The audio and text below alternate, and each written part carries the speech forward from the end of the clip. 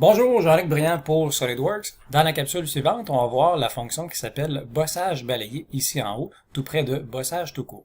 Lorsqu'on fait un bossage et qu'on choisit un profil, on peut aller dans plus qu'une direction, mais on a toujours une ligne droite. C'est le seul choix qu'on a. On peut faire une ligne droite avec notre extrusion et on peut pas rien faire d'autre. Si on veut faire une courbe ou suivre une courbe, par exemple, il faut passer par une autre option qui est l'option bossage balayé. Alors, si je clique la fonction ici, j'ai besoin de sélectionner un profil de départ et je viens spécifier quelle est ma courbe guide.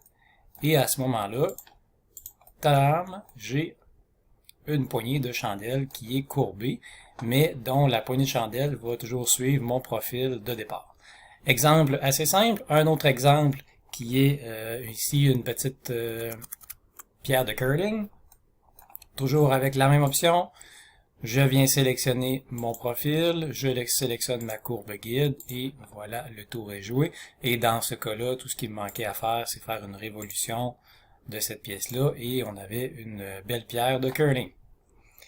Un autre exemple, si je viens sélectionner par exemple mon profil ici, on peut voir qu'il y a une hélice qui a été créée. Alors, assez simple ou assez facile à comprendre que ici on aura un ressort qui a été créé tout simplement. Si on change l'hélice, bien le 3D va changer tout simplement. Autre exemple, toujours avec la fonction balayage.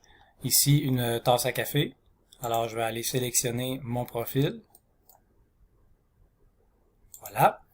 Je vais sélectionner ma courbe guide. Et le tour est joué. Ici, tout simplement, si je veux enlever les parties qui sont là, c'est parce qu'il y a un évidement de matière qui a été fait. Tout ce que j'aurai à faire, c'est de monter finalement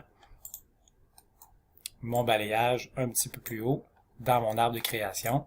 Et à ce moment-là, j'aurai l'anse pour la tasse qui serait seulement en dehors et il nous reste simplement qu'à rajouter des rayons sur les arêtes et la tasse serait complétée.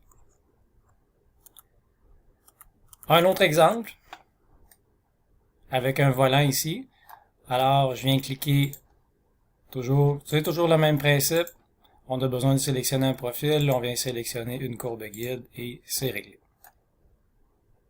Pour compléter mon volant ici, tout ce que j'aurais à faire maintenant, ce serait de faire une répétition circulaire de quel élément, ici fonction à répéter, je vais aller sélectionner mon balayage. Quelle est ma direction selon ça ici? J'en ai 5 espacés constants. Donc, le tour serait joué pour mon volant.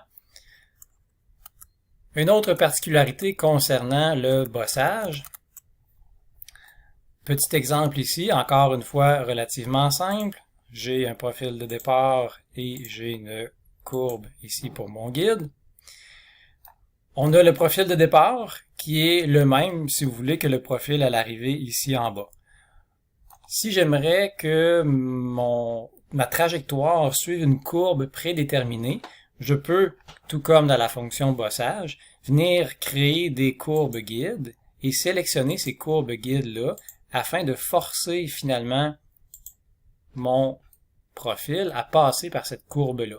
Alors, on peut voir ici que j'avais créé une esquisse qui s'appelle esquisse numéro 4 et on peut voir que finalement, mon profil passe par là. Donc, le profil de départ n'est pas tout à fait le même que le profil d'arrivée.